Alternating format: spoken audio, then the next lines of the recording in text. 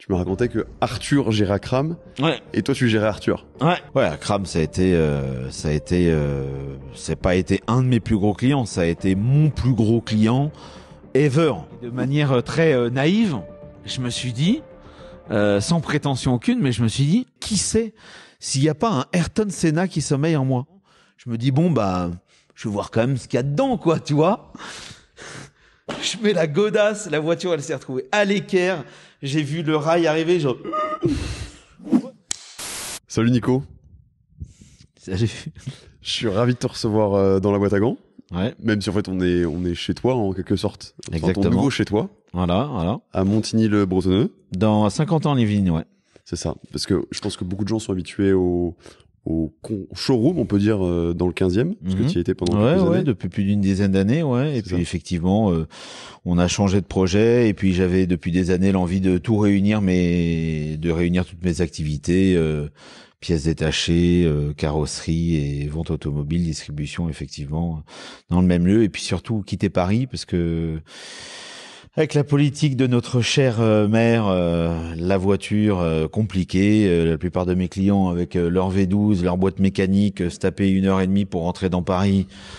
Il y en a beaucoup qui voulaient même plus venir me voir. Donc voilà, ici dans les Yvelines, c'est arboré, il y a des grandes artères. On peut faire rugir nos bolides à souhait. Personne ne nous ennuie, c'est parfait. Tu viens de donner beaucoup d'indices sur qui tu étais, parce que tu sais, il y a la version audio aussi. Donc il y a une tradition en fait dans ce podcast, c'est est-ce que tu peux te présenter en 2 mots pour les gens qui n'ont pas l'image en fait? Nicolas Mélin, marchand. Et ma société s'appelle De Videm Automobile, société qui va fêter ses 20 ans dans quelques semaines en 2023. Et tu es avant tout un grand passionné d'automobile. Oui, je pense comme beaucoup qui écoutent ce podcast, finalement, comme les auditeurs. Ouais, après, comment elle est venue cette passion? Bah, j'en sais rien. C'est comme Obélix. Je suis tombé dedans quand j'étais petit. Je sais même pas pourquoi. Effectivement, il y a toujours un peu le lien paternel et grand-père également, puisque mon père et mon grand-père roulaient en Alfa Romeo, en coupé Bertone. Voilà, donc j'ai été baigné là-dedans toute mon enfance. Tu me disais que tu en as eu un à la vente il y a pas longtemps, d'ailleurs un cab, je crois. Ouais, un GTC, ouais. Un Sprint GTC, incroyable, les sensations au volant de cette voiture. Ouais, c'est une auto superbe. Donc j'ai été bercé par ça, et j'ai été bercé par. On avait notre maison de famille au Touquet. Et c'était entre mon grand-père et mon père, celui qui allait mettre le moins de temps pour y aller. Voilà, je dis pas qu'il y en a une fois ou deux, un qui a fini dans le décor ou dans une cour d'école ou je sais plus où, dans le jardin d'un voisin, avec son Alpha, mais bon voilà. Parce que ton père était taxi. Alors mon père était artisan taxi, ouais, parisien. Donc c'est sûr que dans la famille, 4 roues derrière un volant, c'est une deuxième nature. Voilà. Alors, il y en a qui le font plus au niveau du sport auto. Moi, c'est de manière plus modeste, mais ça nous allait très bien. C'était quoi un peu les voitures qui t'ont marqué enfant? Donc, tu parlais de ce coupé Bertone. Est-ce qu'il y en a d'autres, justement, peut-être des voitures que ton père utilisait en tant que taxi? Alors, ouais, parce que mon père, il utilisait... alors, je me souviens surtout d'une...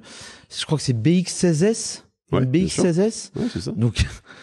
Le gars, je l'appelle mon père, faisait le taxi en BX16S. Donc il fumait toutes ses recettes dans le plein d'essence, bien évidemment. En plus, il conduisait toujours au rupteur. Donc bon, voilà. Ouais, c'est sûr qu'elle m'a marqué. C'est pas la plus belle, mais finalement, c'était une auto. Et puis après, ma maman qui bossait dans l'immobilier, qui bosse d'ailleurs toujours dans l'immobilier, avait une certaine réussite, on va dire, et elle était en Peugeot 205 GTI. Et alors comme elle se les a toutes fait voler, je crois qu'elle en a eu 4 ou 5. C'est un truc de fou. Elle en a eu 4 ou 5. Voilà. Parce que donc, ton père, il a sa BX.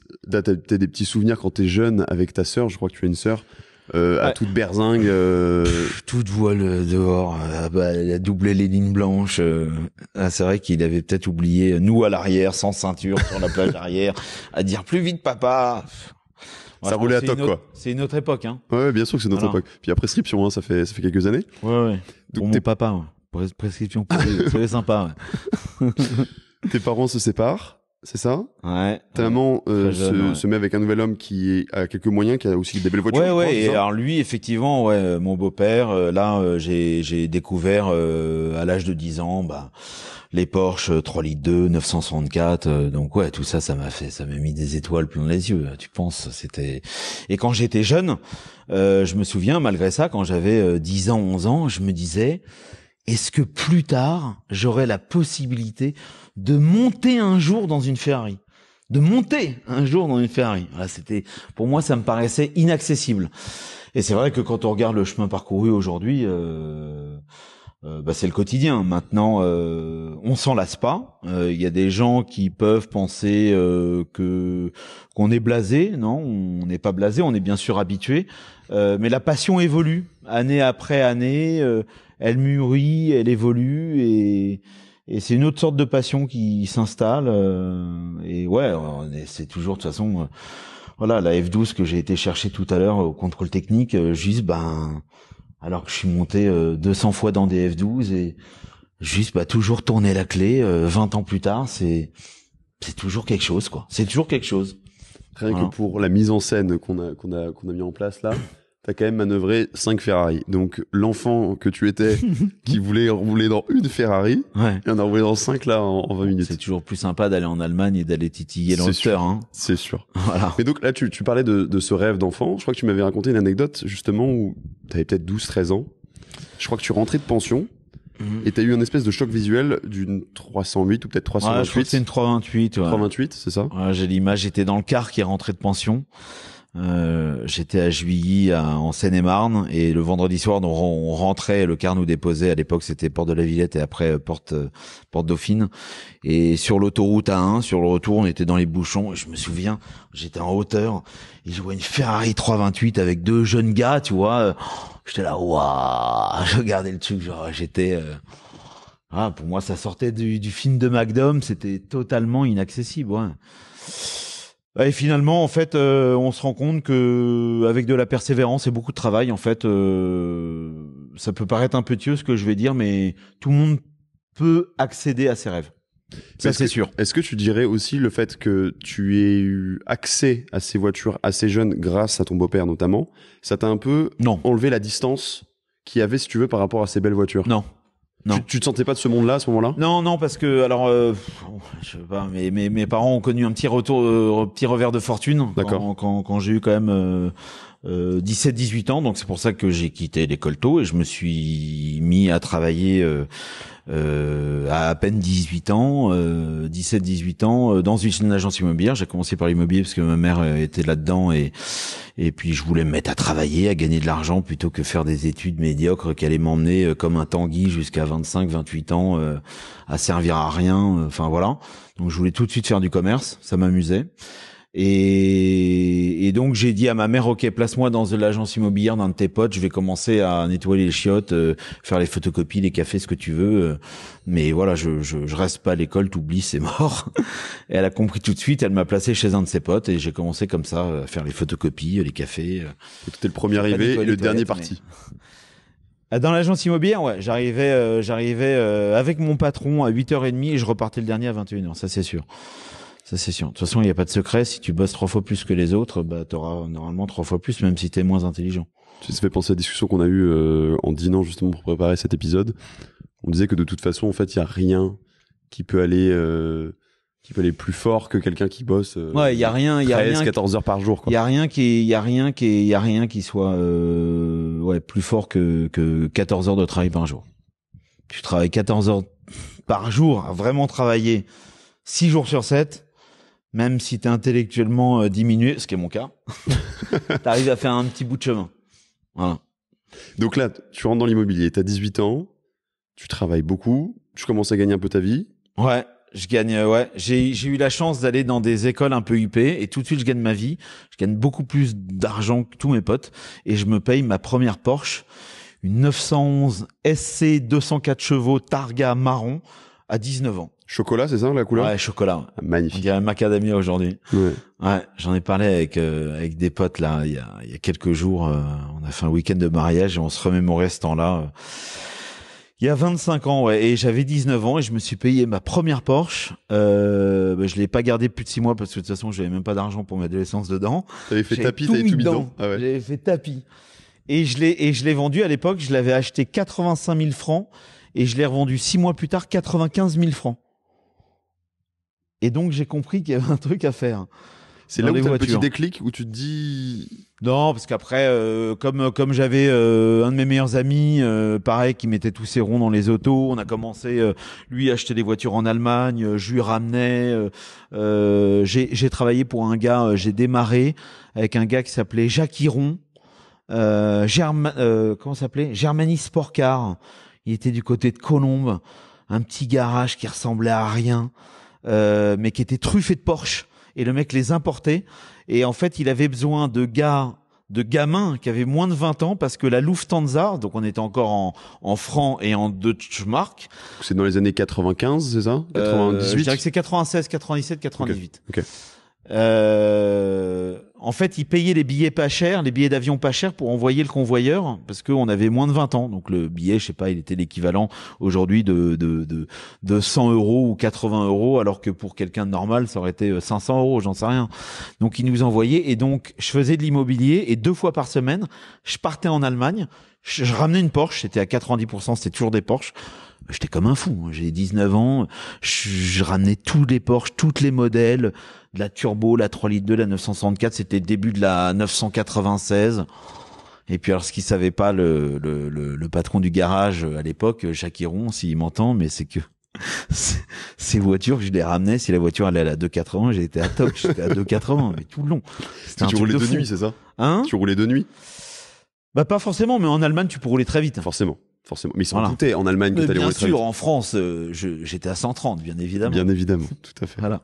Donc, t'as cette première expérience, tu continues l'immobilier en parallèle. En parallèle, ouais, je fais quelques euros et puis là, je me dis ok, je vais pas continuer dans l'immobilier parce que de toute façon, le seul truc qui m'anime et qui m'amuse et qui m'intéresse, c'est les bagnoles. Et de toute façon, dès que je vais rentrer 3 ronds, je vais les mettre dans des voitures.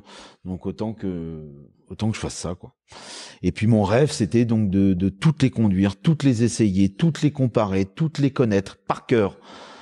Et donc c'est pour ça que, en plus, par professionnalisme, quelque part, mais vraiment, je me suis dit ok, il faut que j'apprenne à piloter de la meilleure manière possible, puisque si je sais très bien piloter, je vais savoir très bien emmener une voiture de sport, je vais pouvoir l'emmener quasi à sa limite et je vais pouvoir objectivement en parler à mes différents clients et les conseiller et savoir de quoi je parle. Voilà, autre chose que faire vroom vroom, quoi. Voilà. Donc aujourd'hui, c'est vrai que j'ai la chance de pouvoir bien connaître l'auto dans laquelle je mets mes fesses, quoi. C'est plutôt chouette. Parce que tu les as toutes roulées et roulées tout. Dans des bonnes conditions, quoi. Ouais, tout. Ouais, puis ce qui est sympa quand t'es marchand, t'achètes, tu payes, la voiture elle est à toi, t'en fais ce que tu veux, donc tu roules, tu pars un week-end avec, du coup, tu la testes, tu vas sur l'autoroute, tu te fais des petites routes, t'arrives à la rouler dans toutes les conditions, en ville, etc. Et tu fais vraiment, enfin... C'est vrai que je pense qu'il y a des vendeurs de voitures aujourd'hui qui ont dû monter des chaînes YouTube et donc qui peuvent parler, mais c'est vrai qu'on a un niveau comme des journalistes, nous les marchands de voitures d'une manière générale, on a une expertise automobile qui est assez sympa, qui est complète. Tu m'as raconté une anecdote, je crois, à propos d'une Gallardo Superleggera que tu avais acheté, donc c'était une recherche personnalisée pour un client. Ouais. Et je crois que en fait, la voiture avait 6500 km, mais tu l'as vendue pour 8000 km parce que tu t'es dit, je me laisse ce delta pour... Non, c'est ce que je faisais presque toujours à l'époque quand j'importais les... Alors aujourd'hui, c'est fini parce que j'ai vieilli, mais maintenant j'ai fait le tour de la question tout de même. Et convoyer une voiture, ramener une voiture d'Allemagne, d'Italie, faire 1000 kilomètres, même si c'est la plus belle voiture du monde, voilà, aujourd'hui je préfère que ce soit en transport fermé, je travaille différemment. Mais à l'époque, ouais, comme je voulais absolument toutes les essayer et les conduire et les découvrir, quand je ramenais une voiture, je vendais une voiture à un client, au lieu de lui dire qu'elle avait 10 000 kilomètres, je calculais le voyage, je lui vendais une voiture qui avait 11 500 kilomètres, mettons. Et moi, voilà. Donc, je montais pas sur la marchandise puisque j'avais vendu une voiture avec 11 000 kilomètres. Mais tu en profitais pour la comprendre. Et j'en profitais, bien sûr. j'en profitais. Après, ça servait également j'allais sur place comme ça, moi-même, je faisais mes deals avec les marchands, je faisais le tour, je faisais mon marché, quoi. Voilà. Pour en revenir un peu à la création de 2VDM, tu crées ça en 2003, c'est ça? Ouais, 2003. Donc là, tu lâches l'immobilier, t'as fait 2-3 coups, t'as un peu de capital. Ouais. Tu peux te lancer, c'est ça? Alors ça faisait déjà plus d'un an que je bossais dans l'automobile chez un de mes copains, mais qui a un peu fait n'importe quoi et pendant un an, et j'ai vu d'ailleurs tout ce qu'il fallait pas faire en un an. C'était parfait, très bonne école. Et ouais, je savais pas. À un moment, je m'étais quand même posé la question, est-ce que je vais revenir dans l'immobilier en 2003 ou pas? Et puis non, puis finalement mon cœur, ma passion, enfin, je me suis pas posé la question très longtemps comme toi d'ailleurs, hein? C'est comme vrai. toi d'ailleurs. C'est vrai. Et comme d'autres que je connais, voilà, c'est la passion est plus forte. Et les débuts sont peut-être un peu, enfin, je dis ça aussi parce que c'est important pour tout le monde qui nous écoute de comprendre un peu aussi comment t'as pu en arriver là maintenant. Au début, comment ça se passe 2VDM? C'est tu vends, t'as tout de suite un beau showroom ou pas? J'ai rien du tout. Je vends des voitures dans la rue. Je commence, j'ai 50 000 balles en poche. J'achète une voiture, je la revends 55, 53, 57.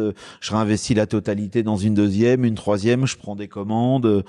Je commence dans les bureaux de mon beau-père. C'était l'agence du parc Monceau rue de Prony, et il me sous-louait, enfin sous-louait ou pas, parce qu'il me mettait ça à disposition gracieusement, ou peut-être je le défrayais 200 €, mais j'utilisais les 3 mètres carrés de la mezzanine du bureau. J'avais un fax à l'époque, hein, une photocopieuse, un téléphone, et c'était le début d'Internet. Ça c'était hyper porteur pour nous. C'était le début d'Internet, donc la plupart des clients connaissaient pas jusqu'en 2003, 2005. 2006, 2007 même, les gens connaissaient mal encore Internet. La plupart de nos auditeurs peuvent pas comprendre parce qu'ils sont trop jeunes, mais... Tu sais, la moyenne d'âge c'est 30-35 ans, donc si, je pense qu'il y en a certains qui comprennent quand même. Ouais, 30-35 ans, ils ont peut-être toujours... Non, ils ont toujours connu Internet. Vraiment, il y a 20 ans, mais si, ils avaient 10 piges. En 2005. Ouais, donc non, c'était vraiment une époque et tu la sentais, la mutation. Nous on la sentait et ça marchait. Le business non,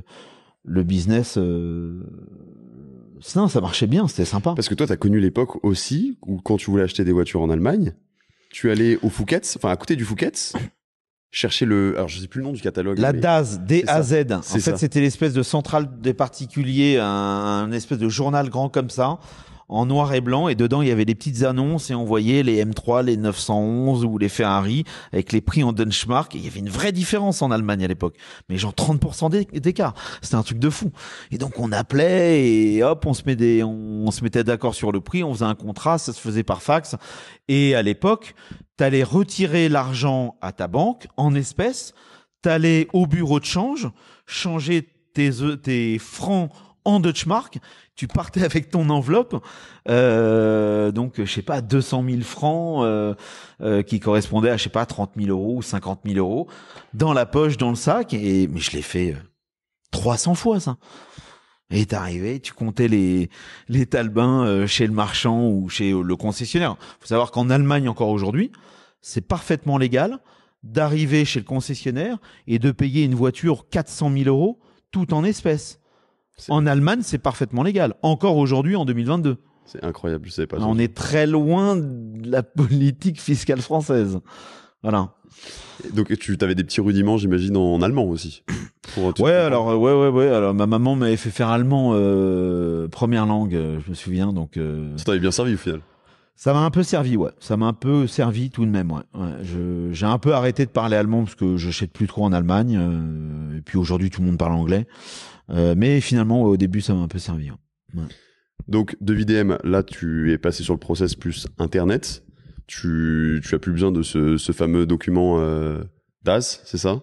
Ouais, la DAS, bah, c'est devenu... Après, c'était mobile.de que tout le monde connaît. Bien sûr. Ouais. Bien sûr. Et donc là, t'es dans ces petits bureaux... Tu vends les caisses, entre guillemets, presque sur le trottoir. T'as pas... Ouais, alors je fais 2 ans dans ces petits bureaux. On trouve ensuite, de 2005 à 2007, je trouve d'autres petits bureaux rue Royale, très bien placés. Ouais. Et puis ensuite, de 2007 à 2010, j'ai encore d'autres bureaux à Georges V. Et puis Et puis en gros, en 2010, j'aménage dans mon grand super garage dans le 15e à la mode Piquet.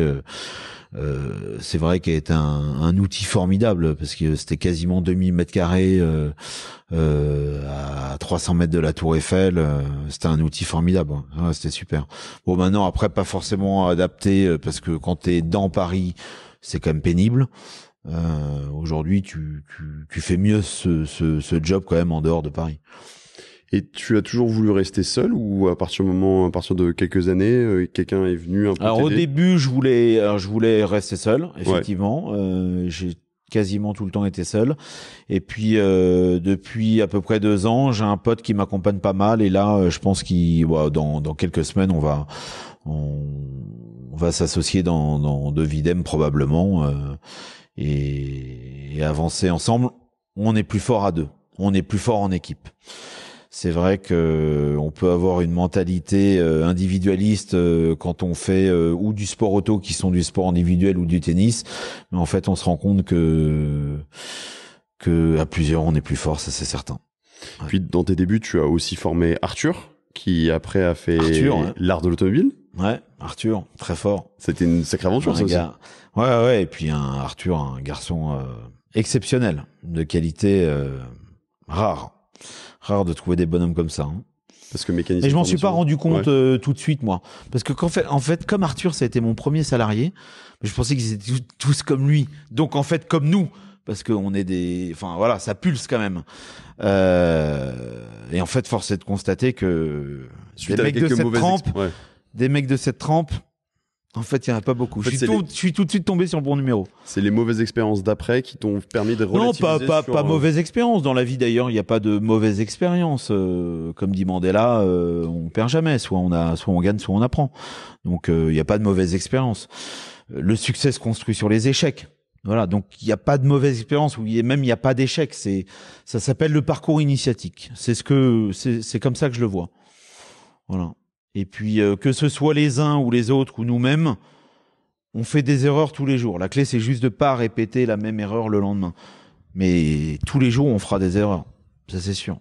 De nouvelles erreurs. Mon Dieu. Je crois qu'à ce moment-là, tu as été assez connu. Enfin, en tout cas, tu as une certaine notoriété aussi par rapport au Fast Club et par rapport au fait qu'il y avait Akram, qui était un de tes clients fidèles. Et je crois que tu me racontais que Arthur gérait Akram. Ouais. Et toi, tu gérais Arthur. Ouais. Ouais, c'est vrai. C'était un billard à 3 bandes, mais qui a pas mal marché pendant plusieurs années. Et ouais, Akram, c'est pas été un de mes plus gros clients, ça a été mon plus gros client ever. Le gars, on lui a vendu, je sais même pas te dire combien de voitures on lui a vendu, si c'est 150 ou 200 voitures. C'est incroyable. Incroyable. Donc il pouvait acheter une voiture et le lendemain te la ramener en disant, peut-être pas le lendemain, mais la semaine d'après, quoi. Peut-être pas le lendemain. Quoique, il a déjà dû nous faire le coup, ouais, c'est sûr. C'est incroyable. Voilà. Bon, on en a d'autres des spécimens, hein, c'est sûr. Hein, quand on fait ce métier-là, il y a toujours, voilà, toujours. En fait, l'automobile, je vais pas apparenter ça à un vice, parce que c'est une passion. Mais vous en avez qui sont joueurs. Il y en a qui sont portés sur la boisson, il y en a d'autres qui sont portés sur des substances, il y en a d'autres qui sont portés sur la jante féminine, il y en a d'autres terribles qui sont joueurs, chacun son vice.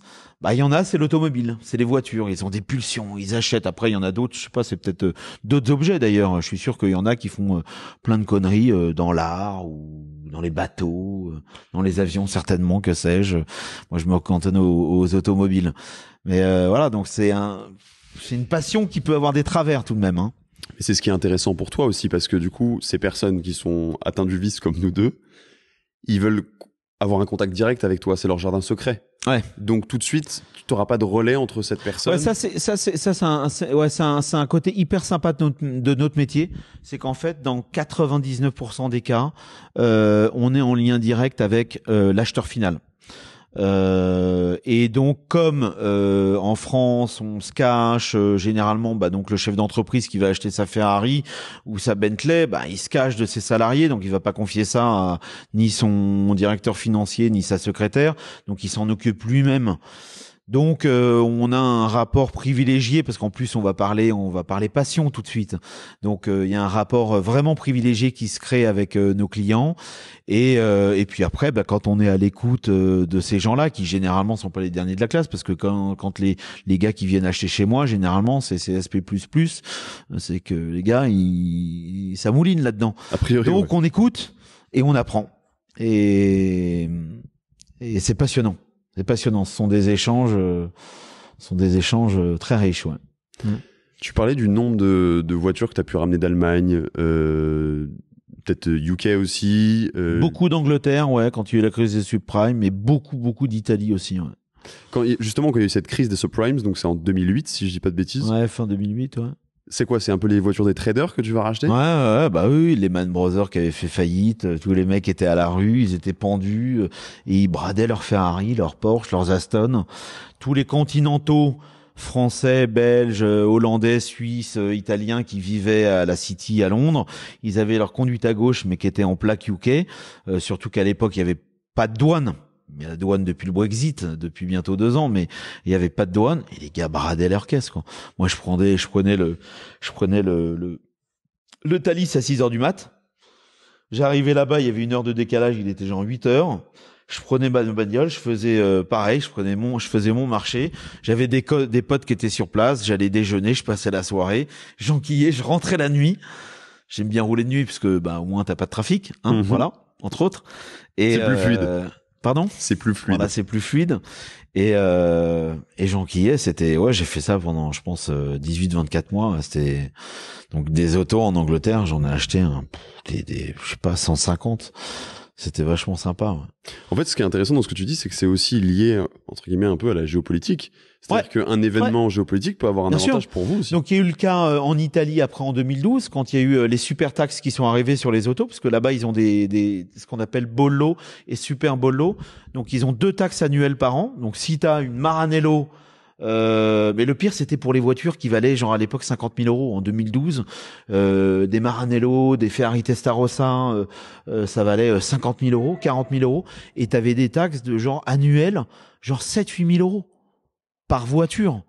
Donc les gars qui avaient une petite Aston Martin DB7 à 40 000 euros, puis le petit collectionneur, ils se retrouvaient avec des 30-40 000 euros par an. Et puis tu avais la Guardia des Finances, le fisc italien qui les traquait. C'était une période un peu particulière. Les mecs, ils bradaient leur caisse. Donc c'était on a fait des affaires terribles en Italie, c'est pareil. Donc puis c'était en corrélation avec les débuts de Red Parts en 2010 où on a été beaucoup en Italie pour acheter des plein de pièces détachées à Maranello, Modène, etc. Donc et puis voilà, l'Italie, enfin moi c'est un pays cousin latin, cousin des Français, c'est une langue très proche. Rapidement, on a appris à parler italien et toutes les semaines on était là-bas à aller boire du vin, des pâtes, puis faire du business avec les Italiens qui sont aussi sympas que redoutables. Et c'est sympa d'apprendre en plus à faire du business avec des Allemands, avec des Anglais, avec des Italiens, avec des Suisses. Ils ont tous leur culture, ils ont tous leur façon de faire.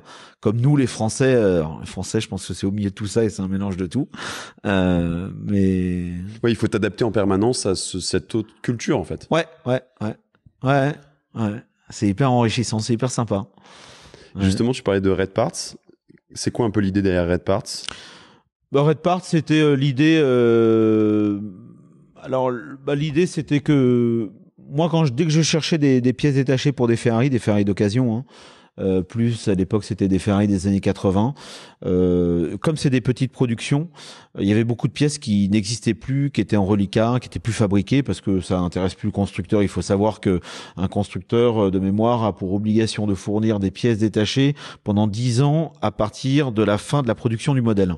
Mais pour une voiture donc à 30 ans, Ferrari remettent en production des rétroviseurs ou des pare-chocs ou des phares alors que ils ont fabriqué que 3000 modèles et que ça représente ils ont pas l'obligation de le faire, ils le font plus.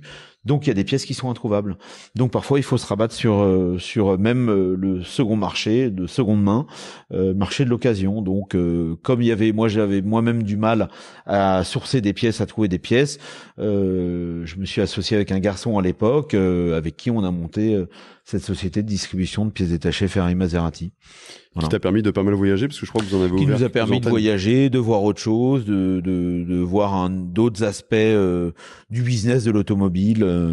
Voilà, c'est vrai qu'il y avait des synergies avec mon métier premier, donc ouais, c'était intéressant. On a appris. Tu sais que c'est amusant parce que je trouve dans ton discours, c'est comme s'il y avait une volonté à un moment, tu vois, de vraiment structurer, de sortir un peu du côté artisanal de ce métier, mais en même temps que tu y es revenu finalement parce que c'est comme ça que tu préfères le pratiquer. Ouais.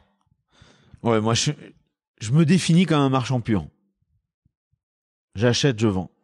Et se structurer, avoir des équipes et manager du monde, c'est pas mon truc et je sais pas faire. Donc effectivement, je reviens plus aux fondamentaux. Mon métier premier, c'est marchand et je pense être un marchand dans l'âme. Ouais, le côté jeu business en fait. Ouais, et puis le côté jeu business, ouais, bien sûr. Ouais. Ouais. Et business, c'est un jeu. Bah, évidemment, ouais. Évidemment. Et je pense que tout le monde le voit pas comme ça. La vie est un jeu. Enfin, faut le voir. Non, tout le monde le voit pas comme ça, mais faut le voir comme ça en tout cas. Il faut voir le verre à moitié plein, sinon. Entièrement d'accord avec toi. Sinon, la vie est un enfer. Et justement, en tant que marchand, que vendeur, qu'acheteur, t'as eu plein de voitures qui ont défilé. T'as forcément des histoires un petit peu rigolotes. Est-ce que t'as des souvenirs, des anecdotes particulières par rapport à des ventes?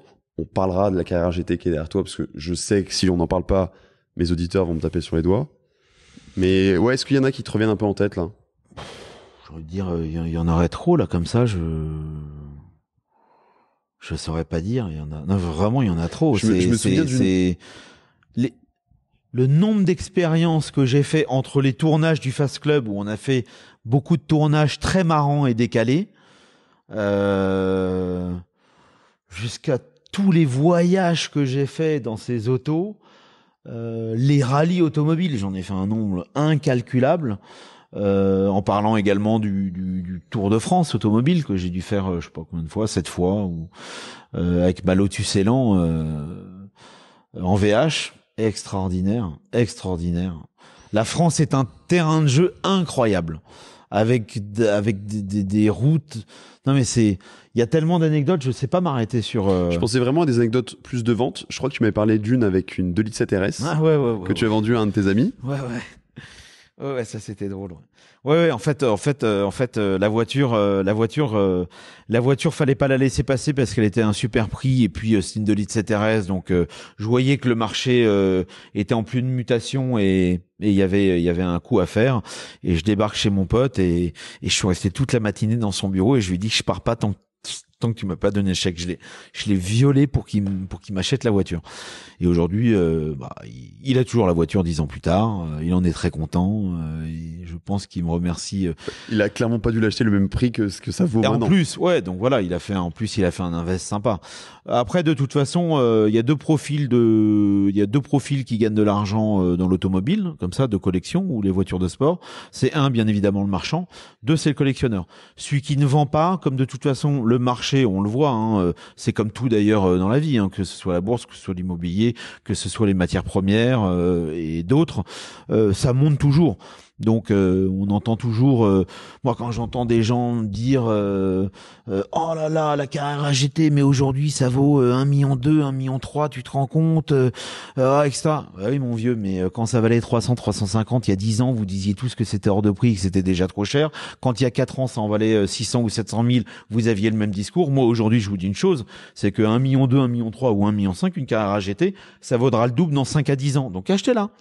Si vous en avez les moyens, ça veut dire que mon discours est le même pour une Ferrari 328, pour une Testarossa qui vaut aujourd'hui un peu plus de 100 000 euros.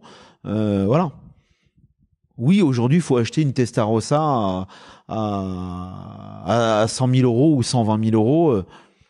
Dans 10 ans, ça en vaudra le double ou le triple.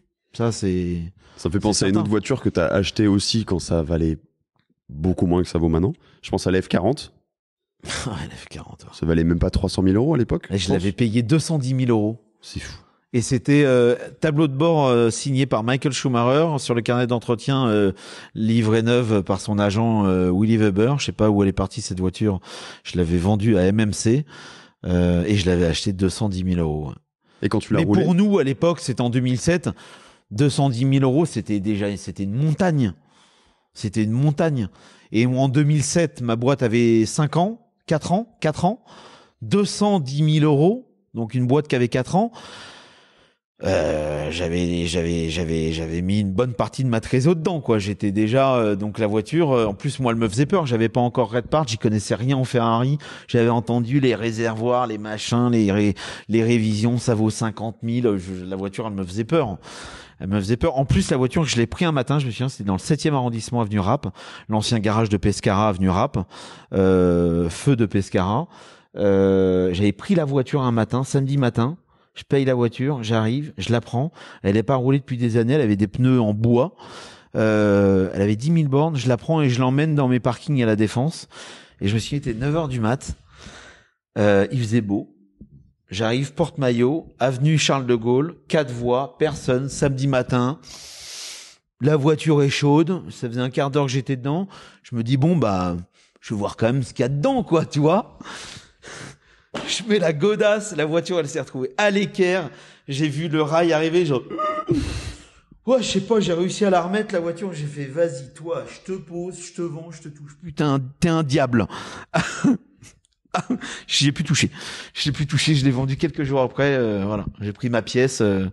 Je suis passé à autre chose. Mais il n'y a pas à avoir de regrets sur la cote, sur le fait qu'aujourd'hui, ça puisse valoir, je sais même pas combien ça vaut aujourd'hui, ouais, 2 millions, non, peut-être, ça vaut? Je sais Surtout pas une voiture précisément, comme mais ça, je pense que ça doit suivre la cote de la GT, hein, je pense à peu près. Peut-être un peu plus. Ça doit valoir une fortune, mais bon, il y a pas de regret à avoir, parce que sinon, tu t'appelles Madame Irma, tu lis dans une boule de cristal et puis t'es multimilliardaire, en fait. Donc, il y a pas de regret à avoir sur, j'aurais dû pas vendre, voilà, c'est comme ça. Mais en fait, je trouve ça marrant qu'on fasse le parallèle avec cette voiture, parce que je crois que donc la Carrera GT, la première que tu as eue, parce que t'en as eu plusieurs, je crois, elle t'a aussi rendu un peu humble. C'est-à-dire que tu l'as peut-être pris un peu... J'en ai eu plusieurs. Après, c'est mon métier. Hein. Oui, bien sûr. Remettre les choses dans le contexte. Hein. J'ai envie de dire, moi, rien ne m'appartient. Hein. C'est ma société que j'exploite, qui est propriétaire d'automobiles. Non, mais c'est parce que tu es associé à la Carrera GT. En tout cas, oui, sur la région. Parce que j'ai eu la chance de la tenir dans mon stock et de finalement pouvoir en faire un peu ce que je veux, et j'ai pu la poser sur le Bugatti, à Manicourt, à Dijon, au Val-de-Vienne, et surtout sur la Nordschleife, à Spa-Francorchamps. C'est vrai que je l'ai emmenée un peu partout, j'ai baroudé avec elle. Et ouais, la première fois que je l'ai prise, la première fois que j'ai pris une Carrera GT, je l'avais acheté à Franco Lembo, à Reims, Automobilia. Franco Lambo, un mec avec une culture automobile d'un autre monde, un mec incroyable, et il pleuvait, on était au mois de décembre, il devait faire 3 degrés, la voiture avait 3000 bornes, je monte dedans et je me dis, bon, bah, je sais pas, c'est une voiture qui a trop un volant, ok, merci, au revoir, tu vois. Et je roule et je me souviens, on passe pas loin en plus du circuit là, Vergueux, là, l'ancien circuit, les tribunes. Et la voiture, pareil, à un moment, elle s'est mise à l'équerre, la caisse, genre, wow, je me suis dit, toi, il va pas falloir t'aborder comme les autres. Toi, il va falloir être plus humble. Ok, c'est bon. Elle m'a mis à ma place. Tu dirais qu'en termes de conduite, la Carrera GT est plus abordable parce qu'il y a moins cet effet turbo que la F40, ou pareil, c'est deux diables qui sont... Ouais, c'est deux diables, et ouais, ça se comporte vraiment différemment. C'est vrai que les turbos de la F40, quand ça te tombe dessus, en plus ça te prévient pas, en plus c'est des turbos à la année 80, le truc c'est comme une R5 turbo, quoi. Le truc c'est odieux, mais c'est la foudre qui tombe tout d'un coup. La Carrera GT, ça prévient, mais comme quand même elle est assez longue, lourde. Attends, c'est pas pour rien qu'un pilote de la trempe de Lauterer te dit, alors peut-être qu'il est passé sur une flaque d'huile ou un truc, tu vois, parce que quand même il sait la tenir, hein, l'auto. Je sais pas s'il est sorti ou dans Pouhon ou dans Fagnes. Je sais plus, mais il faudrait que je réécoute l'épisode. Moi je crois qu'il était sorti dans le Rédillon, mais non, en fait je crois qu'il est sorti dans Pouhon, je sais pas. Enfin bref, qu'un type comme ça, avec l'expérience, le métier qu'il a, la perde, c'est te dire que la caisse, en fait, t'en gardes tout le temps. Hein. Moi, je l'ai emmené sur la Nordschleife. J'ai pas fait le malin avec, et je l'ai pas emmené comme j'ai pu pas mal rouler sur la Nordschleife avec ma Lotus Exige Cup que j'avais à l'époque. Il y a 15 ans. Je limais là-bas, j'allais toujours faire des track days, et j'étais couteau. Voilà, avec la Carrara GT, c'était mode balade. C'était bonne balade avec du rythme, mais attends, c'est bon, je vais pas la mettre dans le rail celle-là. Ah, c'est chaud. Non, mais c'est ça qui est sympa. C'est une auto. Je pense que la Carrara GT, tu la maîtrises pas comme tu pourrais maîtriser beaucoup d'autres autos, et en tout cas, moi, après, ça fait 15 ans que je conduis des Carrara GT. Je suis un garçon qui a fait 30 000 km en Carrara GT à sillonner l'Europe, et sur circuit en plus. Donc, je la sollicite, je la connais bien, l'auto. Eh ben, aujourd'hui, j'en ai pas fait le tour. Je la maîtrise pas, maman.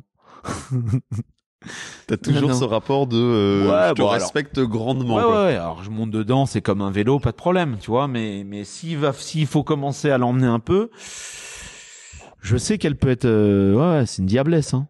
Ça permet de relativiser effectivement l'accident qu'a pu avoir André Lauterer. D'ailleurs, je vous invite à écouter l'épisode si vous voulez savoir un peu plus. Mais ça me fait surtout penser aussi, tu sais, par rapport à la F40. Tu sais, moi je t'en avais parlé, je crois que tu l'avais vu d'ailleurs sur Insta. La manière dont Jacques Lafitte emmenait la F40 LM. LM en plus, ouais. C'était une LM en plus. Mais c'est vrai que quand t'entends les gars parler de cet essai, évidemment, moi, comme tout le monde, je l'ai vu cet essai. L'autre, en plus, il est avec des dockside, je crois, où il est les limites en chaussures bateau, je crois. Ouais, en chaussures bateau. Je crois, ouais. Et bon, après, on sait pas vraiment. Il y a que lui qui sait vraiment comment il l'a emmené, parce que il l'emmène, il fait le double mais je sais pas, est-ce qu'il la met vraiment en vrac? C'était quoi les images? Est-ce que c'est les images, tu sais, comme aujourd'hui dans Top Gear, où tu vois vraiment les mecs lui sait vraiment s'il en a gardé sous le pied ou s'il a vraiment été Coup de Chapat m'a dit qu'il était à toc, mais enfin de toute façon ces gars-là, on change un peu de sujet, mais tu mets les pilotes de F1 dans des bagnoles, ils avaient 1000 canassons à moteur turbo avec des comme ça à l'arrière, comme ça à l'avant, et ils étaient à Estoril sous la pluie ou je sais pas où, et puis c'était pas en départ lancé, drache ou pas drache, ça y allait. Je pense que les mecs, c'est pas la même qu'aujourd'hui. Aujourd'hui, il faut une technique extraordinaire pour piloter une F1, bien évidemment, et je saurais pas faire le 10e de ce que font ces types-là, mais je pense que la trempe de ces mecs des années 80, c'était d'un autre niveau. Quand tu vois l'année dernière qu'ils ont annulé, ils ont fait un simulacre de Grand Prix à Spa-Francorchamps, et qui sont foutus de la gueule de 75 000 téléspectateurs passionnés qui sont déplacés. Oh là là, il pleut trop. Ça va, c'est bon. Les gars, ils ont des voitures. Enfin, c'est bon. Au bout d'un moment. Enfin, je sais pas, trop de sécurité, tu le sport ou la discipline. Le pilote, il sait ce qu'il fait. Bah, si ça fait de l'aquaplaning, tu vois rien, bah, tu lèves, et puis, bah, tu te fais mettre 15 secondes par le mec qui est devant, bah, c'est comme ça, qu'est-ce que je te dise. Le mec qui est devant, de toute façon, généralement, les grands prix ou les courses, sous l'eau, comme ça, ça peut aussi marcher à l'élimination, hein. C'est clair. Le mec qui est devant, quand métro, il sort, il truc, comme ils disent les Anglais, là, j'ai un accent abominable, donc je vais pas le dire en anglais, mais pour finir premier, d'abord, faut finir, hein. Donc, il y a beaucoup de courses d'endurance comme ça. Panis sous la pluie à Monaco, c'est comme ça qu'il a gagné. Il est resté sur la piste.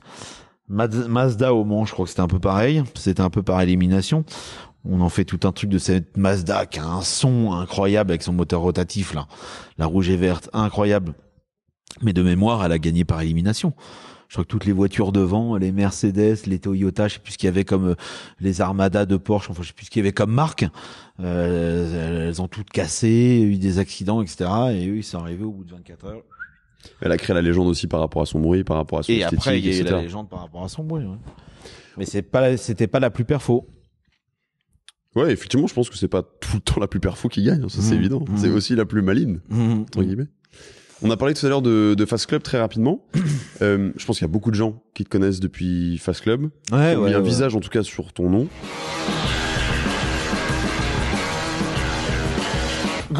événement aujourd'hui dans Fast Club, puisque grâce au réseau, à l'expertise de notre expert du Fast Club, Nicolas Melin, et grâce aux voitures du Fast Club avec Romain Thiévin, on a quelque chose d'extraordinaire à vous présenter. Comment ça s'est fait? Parce que je crois que c'était pas prévu de base.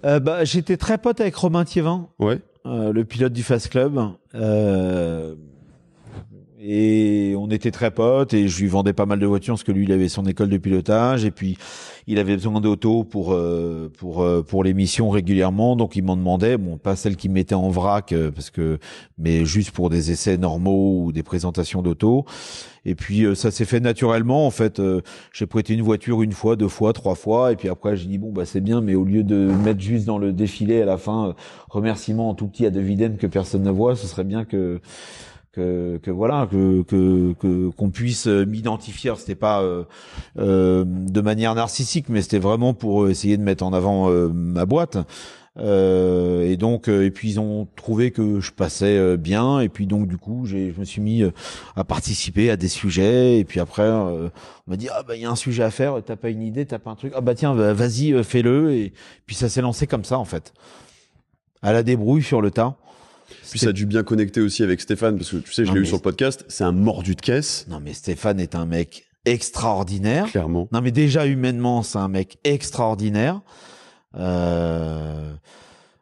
Stéphane Rothenberg pour Stéphane Rothenberg. Alors on sait que dans la vie, il faut s'entourer que de gens positifs et souriants, et lui c'est l'archétype c'est ce qu'il définit. C'est un mec en or. Et un vrai professionnel de la télé, de l'image, du journalisme, et un fondu de bagnole, et au-delà d'être un fondu, avec une culture automobile, mais de dingue. C'est rare. C'est parce que j'en vois quand même moi j'en vois des mecs dans l'automobile, tout corps de métier confondu. Mais alors celui-là, il a une culture, waouh, incroyable. Franchement, je pense que sur tous les épisodes que j'ai tournés, c'est Stéphane Rothenberg qui m'a le plus choqué. Ouais, choqué dans le bon sens du terme. Dans le bon sens du terme, bien sûr. Choqué dans le sens où sa connaissance est biblique. Ah ouais, incroyable. Ouais.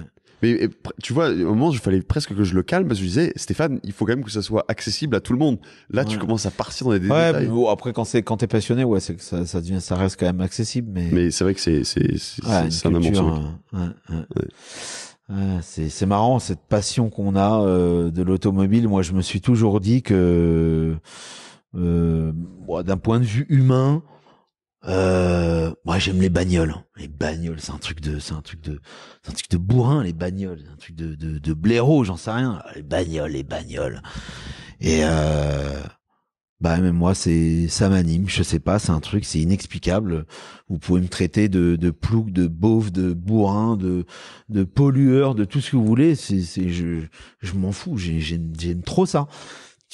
Il y a que ça qui me fait lever le matin, qui m'anime, il y a une étincelle. Je sais que quand je suis dans des dîners en vie ou des trucs, des mariages, n'importe quoi, donc évidemment, j'ai plein de potes qui se foutent de moi parce que je fais une conversation dans un dîner, tu peux être certain à 98%, je vais te parler de bagnole. Mais les gens viennent te parler de bagnole. Mais les gens viennent me parler de bagnole aussi, j'y peux rien. Mais ça parle de bagnole. Puis tu me parles d'autre chose, je vais être là, bien sûr. Et tu me parles de bagnole, je suis 4 litres 2. C'est terrible, hein. Est-ce que tu as des souvenirs un peu de... Parce que je pense que Fast Club, c'est vraiment un marqueur pour les gens par rapport à ton image, par rapport à ton garage. T'as des souvenirs un peu de tournage? Ouais, mais en fait, le truc, c'est que le Fast Club, on le faisait... je trouve que par rapport à d'autres journalistes, et aujourd'hui, ça va être d'autres journalistes, mais ça va être aussi des YouTubers, il y a des journalistes ou des YouTubers qui sont indépendants et qui font leur sujet... qui sont animés par la passion et qui le font avec leurs propres moyens, qui soient modestes ou importants. Et en tout cas, ils restent indépendants, et comme ils sont indépendants, ils sont objectifs. Nous, avec Romain, comme on avait nos parcs automobiles, nous-mêmes, moi, j'avais mes bagnoles que j'utilisais pour les sujets. Et puis, ce qui était sympa, c'est que comme j'achetais toujours des nouvelles bagnoles, j'avais toujours des modèles différents avec des anecdotes à faire avec Stéphane qui avait à l'époque son détail qui tue, parce que c'est son truc. Ouais, le détail qui tue. Il trouvait toujours une bagnole avec le détail qui tue.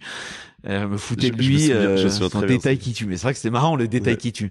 Je suis sûr qu'il est repris aujourd'hui par plein de youtubeurs ou par Je te des mecs. confirme, Détail je te qui confirme. tue. Copyright Stéphane Rothenberg, hein, je vous le dis à tous. Je pense qu'il pourrait copyrighter pas mal de choses. Voilà, exactement. Et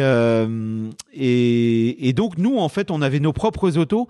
On n'était pas obligé de faire de la lèche au constructeur ou au concessionnaire. Ah, vas-y, mets-moi à dispo la Ferrari, la nouvelle California, la nouvelle. Donc quand on récupérait une voiture, moi je pouvais dire, mais ils te vendent une voiture 300 000 € avec une finition de Fiat ou de Renault Twingo, mais c'est un scandale. Moi j'aime pas ça. Donc on les critiquait objectivement. On disait les pour et les contre avec objectivité. Et moi, je me rendais compte que la plupart des journalistes, tu pouvais pas dire du mal de la voiture. Tu récupères la voiture du constructeur, si tu commences à la saquer, le mec, t'es sûr qu'après, il va pas te la refiler, la voiture. Et le mec, il a tellement envie que Ferrari lui donne le nouveau modèle, parce que quand même, le gars, il est passionné, il a envie de se mettre son cul dedans, hein, en toute objectivité. Même s'il y a des choses qui lui plaisent pas, ça va manquer un peu d'objectivité. Donc nous, on s'en foutait. C'est ce qu'on pensait, voilà. Tu vois, elle nous plaît pas, elle est zéro, elle est pourrie. On le disait, quoi, voilà. Et je pense que ça plaisait. Ouais, Je pense que ça plaisait. C'est souvenir que j'en ai plus jeune, effectivement. Puis Ouais. même, ça se voyait que vous étiez contents d'être ensemble. Ah non, mais on s'est marré. Non, c'était super. Ouais, c'était 3-4 ans. C'est vrai que c'était, ouais, c'est une chance d'avoir fait ça. Merci encore à Stéphane et à Romain de m'avoir permis de faire ça. C'est des super souvenirs. Et puis j'ai appris un autre métier quelque part. Métier, tu vois, de journaliste ou de. Tu dirais que ça t'a aidé dans ton entreprise de VDM, au-delà de la notoriété que ça a pu t'amener? Alors, d'un côté, si t'as pas la bonne voiture au bon prix, le bon modèle, la voiture qui est saine, etc., et t'as pas le bon service client, de toute façon, tu feras pas ton business. Donc, t'as beau avoir fait de la télé, etc., ça marche pas. Mais c'est sûr que tout de suite, ça permettait le vu à la télé entre guillemets permet tout de suite de donner une assise ou une notoriété, de gagner du temps que t'as pas quand t'as une boîte qui a seulement 5 ans d'existence. Tu vois, aujourd'hui, même si je fais plus de télé d'ailleurs, et puis ça m'intéresse plus vraiment, voilà, j'ai fait ces 3-4 ans, c'est pas mon truc non plus. C'est plutôt vivant heureux, vivant caché, quoi. Ouais, ça me plaît pas, c'est pas mon truc, voilà. Moi, je préfère faire mes affaires. Mais aujourd'hui, tu peux, quand t'as une boîte qui a 20 ans d'existence, bon, t'as une boîte, t'es assis, t'es connu, t'as une clientèle, tu fais pas peut-être l'unanimité, tu plais pas à tout le monde, mais quoi qu'il arrive, t'as une certaine assise. C'est vrai que quand ma boîte avait que 5 ans, tout de suite, ça l'a propulsé. Ça l'a labellisé, ça l'a tout de suite mis. C'est un accélérateur de crédibilité. Ouais, en fait. c'est exactement. Donc ouais, c'était pour ça. Après, je suis un homme d'affaires, donc j'ai un pif, donc je l'ai fait aussi pour ça. Hein. J'étais pas payé. Hein.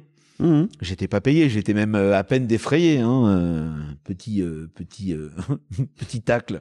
Mais non, mais je m'en foutais. D'ailleurs, Stéphane le disait dans son épisode, c'est qu'ils avaient zéro budget pour ça. Ouais, il y avait zéro budget, voilà. Non, mais moi je m'en foutais, on mettait à dispo et puis on s'éclatait. Non, et puis je découvrais des nouvelles choses. J'ai eu une expérience, ces 3-4 ans m'ont permis de découvrir ce métier de journaliste auto. Et aujourd'hui, quand je vois ce qu'ils font très bien, je sais parfaitement comment ça se passe. Et c'est vrai que c'est un job sympa. Ah, c'est cool. C'est cool. Tout à l'heure, on parlait, tu sais, des hauts et des bas et du fait que même dans les échecs, au final, c'est de l'apprentissage. C'est surtout dans les échecs, l'apprentissage. T'as eu de très... Il n'y a pas de bon marin qui ne soit pas sans cesse dans la tempête, cher ami. C'est pas en Méditerranée, sous 30 degrés, le vent dans le dos, que tu vas apprendre quoi que ce soit. Par contre, si t'es dans les eaux troubles, en pleine tempête avec des icebergs, mon pote, il va falloir trouver les solutions rapidement et t'adapter. Et justement, récemment, t'as eu une période un peu de tempête. Ouais. Qui t'a fait apprendre beaucoup de choses, par la force des choses. Ouais. Et puis ça te fait j'ai vécu un redressement judiciaire. Je m'en cache pas. Il y a certains de mes proches qui disent faut pas le dire, faut truc. Moi je m'en fous, c'est mon parcours. C'est public de toute façon. Hein. En plus c'est public, oui, mais tout le monde le sait pas forcément. Mais donc effectivement, j'ai ma société en ce moment en plan de continuation et ce redressement judiciaire qui a été très difficile, puisque c'est une épreuve. Et puis quand tu sais que je sais plus ce que c'est la stat, mais je crois que tu as 90% des boîtes qui rentrent en redressement judiciaire qui finissent en liquidation. Est-ce que tu peux juste expliquer, parce que je pense que pour moi, tu sais, je suis ancien juriste, donc c'est quelque chose qui est un peu clair, redressement, liquidation judiciaire. Mais est-ce que tu peux expliquer un petit peu ce que ça veut dire être en redressement? Ça veut pas forcément dire que ta boîte va s'arrêter. Ouais, en fait, c'est quand tu te retrouves en cessation des paiements. Tu te retrouves en cessation des paiements quand tu peux plus payer un fournisseur. Moi, en l'occurrence, c'était pas un fournisseur, parce que j'ai de dettes avec aucun client ou aucun fournisseur, mais c'était avec mes partenaires financiers, en l'occurrence des banques, qui, je sais pas, je rentrais plus dans l'activité leur plaisait plus, je rentrais plus dans les cases vis-à-vis de leur stats, j'en sais rien. Ils ont des barèmes, etc. Ouais. Ils ont des barèmes, etc. Et bref, et j'ai eu plusieurs partenaires financiers qui m'ont coupé les lignes de financement que j'avais pour financer un stock si important et si élevé. Je vais pas te donner de chiffres, mais c'est des montants très importants. Et puis effectivement, je me suis retrouvé du jour au lendemain à devoir en 60 jours devoir payer quasiment plusieurs millions d'euros parce que les banques m'ont coupé les lignes. Donc t'as qu'une seule chose à faire dans ce moment-là, tu te mets sous protection du tribunal de commerce et tu fais une déclaration de cessation des paiements. Tu peux plus payer ou des fournisseurs ou des banques. Donc moi c'est ce que j'ai fait. Et à partir de là, on évalue tes actifs, ton activité, on te scanne dans les moindres détails. Et c'est très flippant parce que tu sais que la moyenne à peu près, je crois que tu as environ 90% des boîtes donc qui rentrent en RJ, en redressement judiciaire, qui finissent en liquidation judiciaire. Donc là, c'est tapis. Donc tu perds quasiment, moi j'avais peur de perdre quasiment 20 ans de fruits de travail, de stock, de tout, et puis également ton nom aussi. Ton honneur, ouais.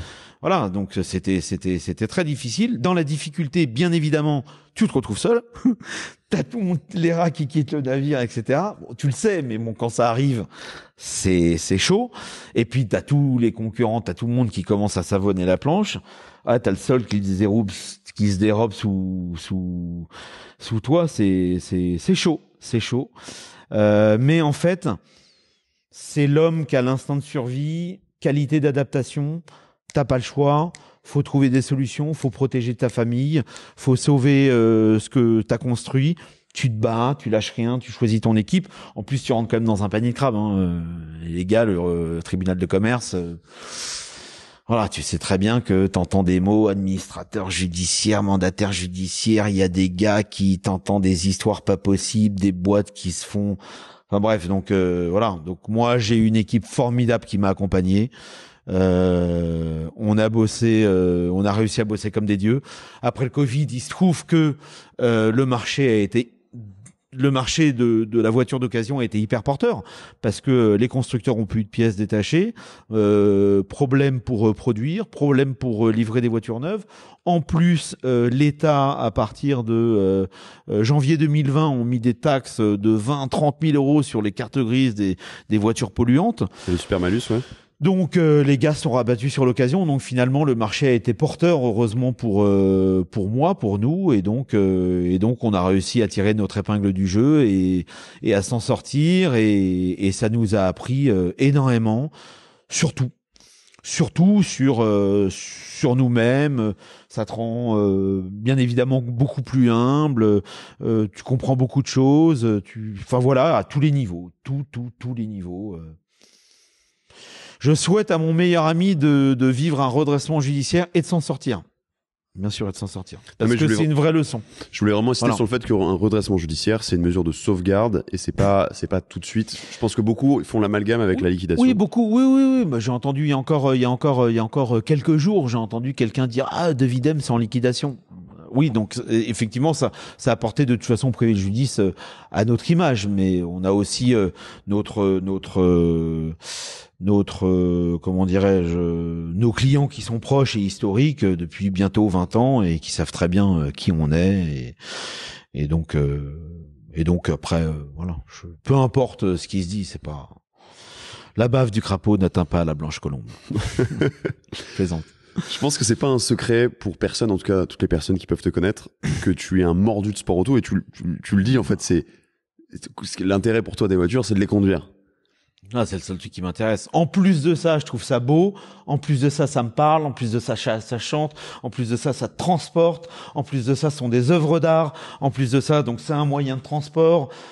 Et ça te donne du plaisir. Mais premièrement, je vais avoir un discours hyper sexiste ou j'en sais rien, peu importe si je me prends les foudes, mais comme une femme, c'est un truc qui va te donner un plaisir. Tu vas faire corps avec. Et donc, quand tu fais du sport auto à haut niveau, moi, comme je l'ai dit précédemment, je voulais absolument atteindre un niveau convenable de compétences, de capacité à conduire et même surtout à piloter. Mais bien évidemment, ça te donne un tel plaisir que ouais, ça peut s'apparenter à une drogue puisque c'est un plaisir. Tant que tu le connais pas, moi j'ai commencé donc sur le tard, un peu avant 30 ans, je me suis dit ok, pour apprendre à piloter, faut faire quoi? Je vais commencer par le karting. Donc j'ai fait 3-4 années de karting. C'était le championnat européen d'endurance, l'Euro Endurance, où on a fait 3-4 fois les 24 heures du Mans en Rotax Max, en Rotax 125, avec mon préparateur Nicolas Bobet, TMB Sport au Mans, des années magiques, et avec qui aujourd'hui je continue à faire quelques courses en sprint parce que le kart c'est la base et le kart c'est tellement bon. Le kart j'ai fait une course de kart à Laval il y a 2-3 semaines. Alors maintenant je suis en catégorie senior ou gentleman, hein, c'est ouais. Plus de 35 ans. Ouais. J'ai quand même fait j'ai fait la seule course de l'année, quand même fait un petit podium, donc c'est sympa. Et j'adore, je me mets dans la meute. Voilà, on est 30 karts, je me mets dans la meute. T'es au ras du sol. Je sais pas, c'est la base du sport auto. Et après mes séances d'essai, je disais donc à Nico, mon préparateur, je lui dis mais tu sais quoi, entre mes années de LMP3 en Michelin Le Mans Cup ou en ELMS ou en Formule Renault et le karting, en plaisir pur. Tu sais quoi? Je sais même pas te dire en fait ce qui est le mieux. Tu vois, c'est pas si évident que ça. Alors oui, bien sûr, une P3, t'as une caisse de moins d'une tonne, un proto, sport proto, l'aéro, c'est un V8 500 chevaux. Tu roules à Spa-Francorchamps ou sur la grande piste du Mans, 15 km, c'est un autre monde. C'est vrai que c'est des pour un pimpin comme moi, pour un touriste comme moi, pour un mec qui vient de nulle part et qui vient pas du sérail et ni du sport automobile, et avoir la chance de toucher à ça et de vivre ça de l'intérieur, c'est juste waouh, c'est vraiment vivre, mais plus que pleinement son rêve. C'est parce que de toute façon, mon rêve initial, c'était déjà ne serait-ce que pouvoir monter un jour dans une Ferrari. Donc quand tu dis putain, je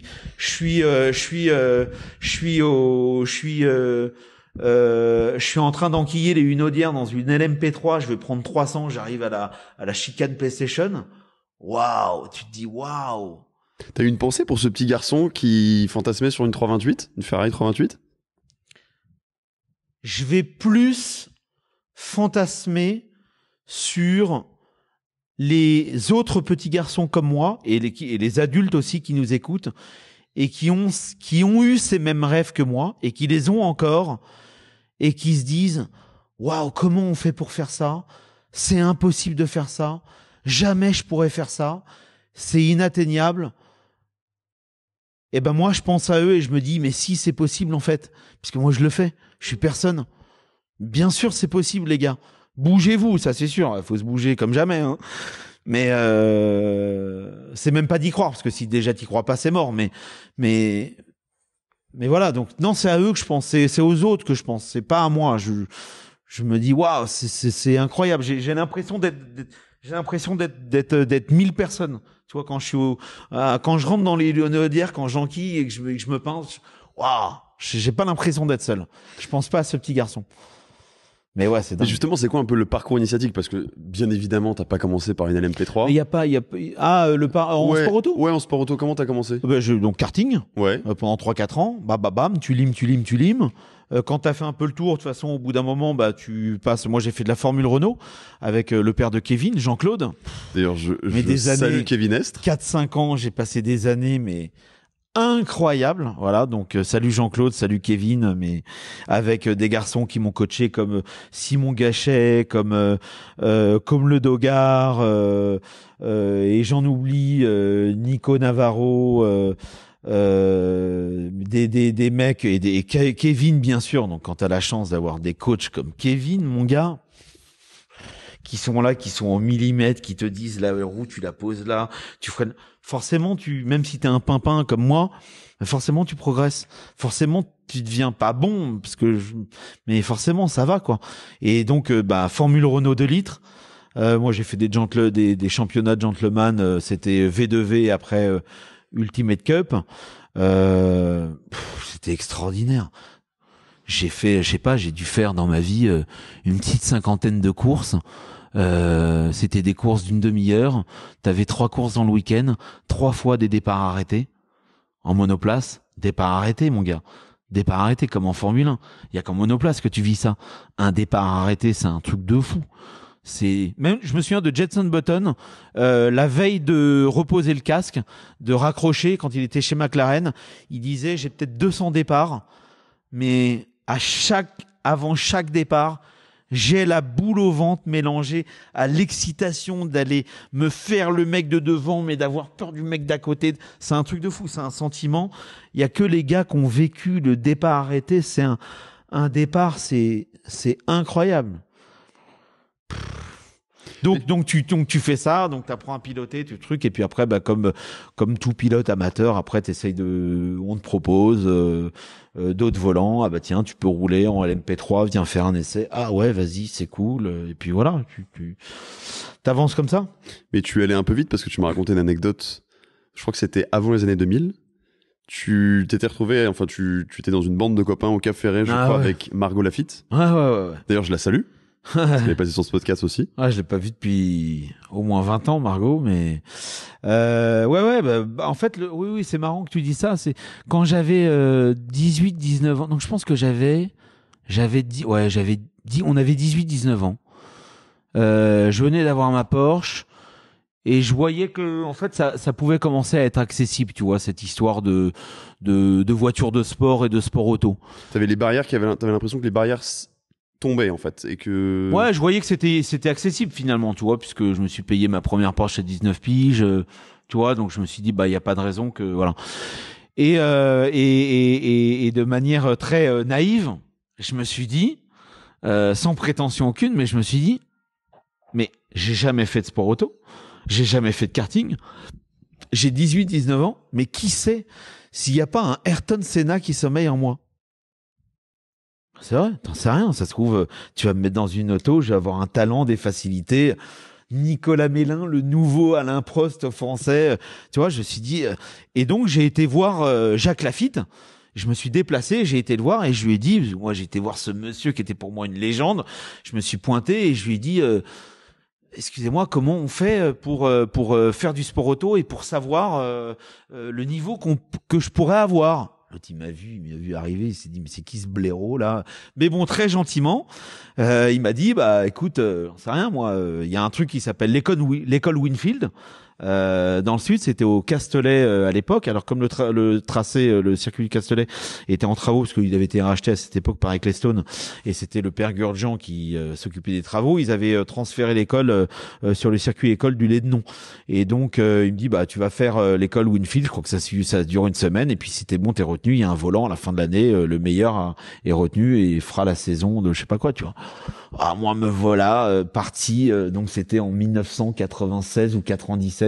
Je sais plus, 98, j'en sais rien. Me voilà parti avec mes économies. Je me souviens, à l'époque, c'est genre 20 000 francs. Donc, je prends toutes mes économies. Je prends le train de nuit. Je taille au lait de nom. Je fais mon stage d'une semaine de Winfield. Donc, en monoplace. Donc, je sais pas, c'était des formules fortes. Je sais plus ce que c'est. J'ai des photos, et donc, j'ai fait le stage pendant une semaine. Et, je peux te dire une chose, c'est qu'à la fin du stage, il n'y a pas Ayrton Senna qui sommeille en moi. Je mettais pas un pied devant l'autre, je comprenais rien, le transfert de charge, le truc. Je sais quoi, à conduire la boîte, c'était comme ça, je me faisais mal, je me faisais des ampoules. Bon, voilà. Mais il y a quand même eu l'avant et l'après-conduite de cette semaine-là. Après cette semaine, j'ai conduit différemment, même si c'est eu un step de franchi. Ouais, il y a eu un step incroyable. Mais j'ai pas mis un pied devant l'autre. J'étais moyen, normal, au milieu. Allez, remballe, merci. Donc là, j'ai fait OK. Il y avait pas le don inné. Pas de don inné, rien du tout. Allez, remballe Mélin, va bosser comme les autres. Là, allez hop. Je me suis mis à bosser 12-13 heures par jour et puis voilà. Et puis après, c'est juste. En 2005-2006, je me suis payé ma première Lotus. J'ai commencé à faire des track days. J'ai commencé à avoir un peu de temps et un peu de moyens pour commencer à profiter. Puis après, j'ai fait le karting. Après, j'ai fait la Formule Renault. Et voilà. Ça s'est fait de manière naturelle. Mais c'est sûr que la première chose qui m'intéresse dans cette passion, c'est le premier truc qui m'intéresse, c'est la conduite, c'est le pilotage. C'est le seul truc qui m'intéresse dans une voiture d'abord. Je crois que d'ailleurs, tu aurais eu l'occasion de rouler en LMP2 en 2016-2017. Tu ne l'as pas fait? Oui. Bah, oui, j'ai eu l'occasion de rouler en P2, oui, en 17, 18, 19. En fait, tu te crées l'opportunité quand tu veux. Si demain j'ai envie de rouler en P2, je roule en P2, je vais faire un test pendant 1 ou 2 journées, c'est pas un problème. Maintenant, si derrière c'est pas pour construire quelque chose, construire un programme, je vois pas tellement l'intérêt. Et puis la famille Estre m'a appris à travailler le pilotage. C'est-à-dire que moi, ce qui m'intéresse aujourd'hui, c'est comme j'ai jamais piloté de F1. Je vais pas dire que piloter une F1, ça m'intéresse pas, parce que oui, ce serait un rêve. Mais piloter une F1 comme ça, juste tu mets dedans une journée, tu fais 10 tours, machin, ça m'intéresse pas. Moi, si demain je veux faire de la F1, donc faut prévoir le budget. Tu te prévois 2 jours, une piste comme Aragon ou Paul Ricard où tu as des grandes lignes droites, du dégagement. Tu commences par faire limite, t'y vas 3-4 jours. Tu commences limite par faire une journée de Formule Renault pour te remettre dans le bain, t'es bien.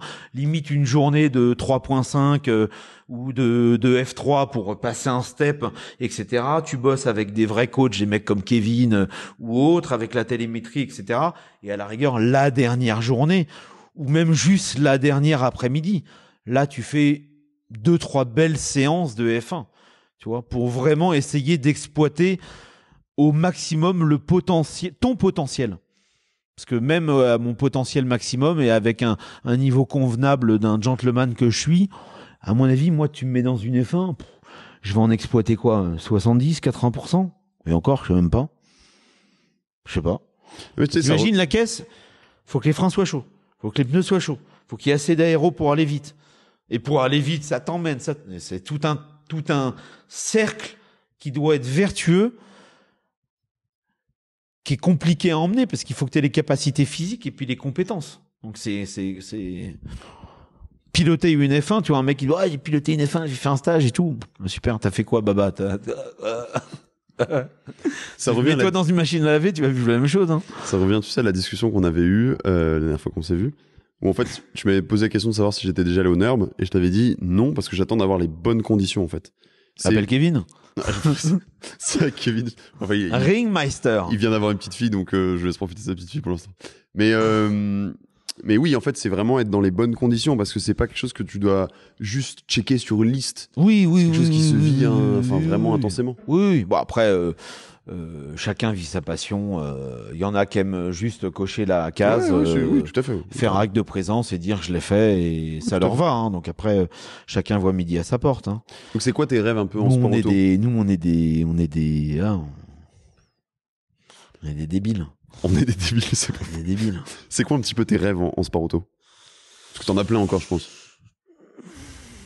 Ouais, bah après les rêves, il y en a, je vais pas dire qu'il y en a plein, mais bah déjà si je pouvais refaire une belle saison en ELMS, rien qu'en LMP3, ouais, le rêve absolu, réussir à faire une saison en LMP2, mais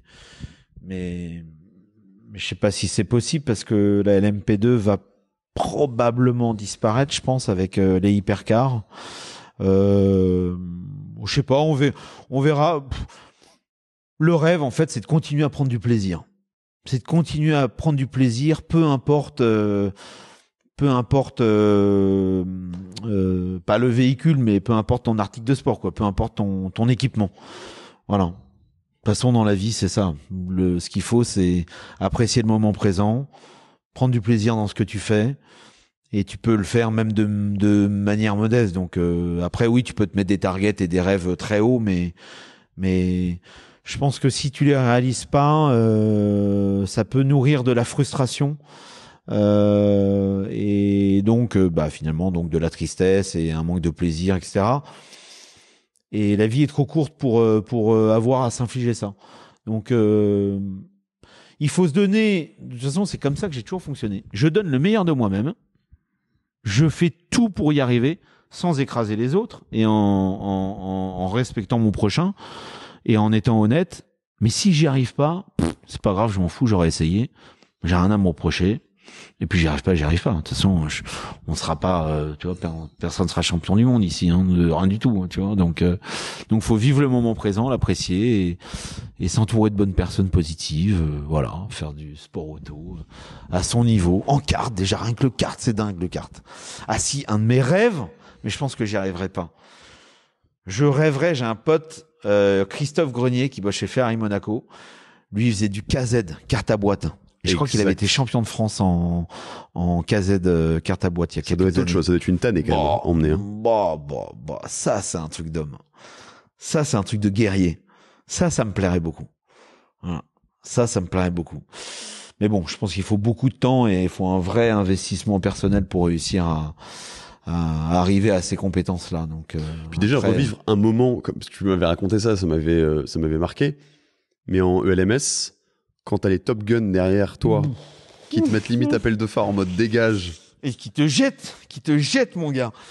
Parce que eux, en plus, ils sont en train de jouer le championnat, quoi. Tu vois, c'est leur carrière, c'est leur truc. Donc, je t'explique que toi, t'es le pimpin qui, tu vois. Et alors, ça fait mal, en plus, parce que quand t'es passionné, moi, je suis un spectateur. Ok, comme tout le monde. Je suis spectateur, je suis derrière ma télé. Comme tous les dimanches après-midi, tu vois, ou sur YouTube pour suivre les 4 heures des courses de l'MS ou du WEC, etc.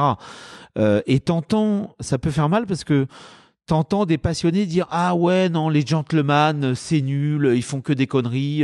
Donc parfois ils font des sondages. Est-ce que vous trouvez que les gentlemen ont leur place ou non? Et la majorité répondent non. Un peu à juste titre pour le spectacle parce qu'ils voudraient voir que des professionnels. Mais j'ai envie de dire, bah ouais, mais les gars, vous êtes derrière la télé. Si demain vous avez la possibilité d'être gentleman, bien sûr que vous allez être gentleman.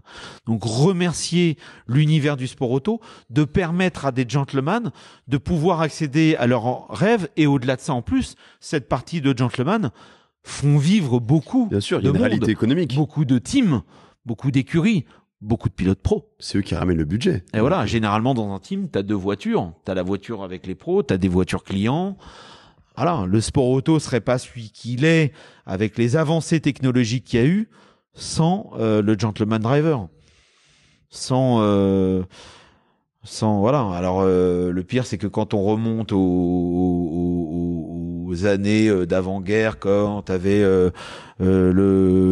c'était qui, le marquis de Portago, je crois, je sais plus comment il s'appelle, c'est gentleman driver qui participait parce que même au championnat du monde, parce que le sport auto à l'époque c'était quelque chose de beaucoup plus artisanal.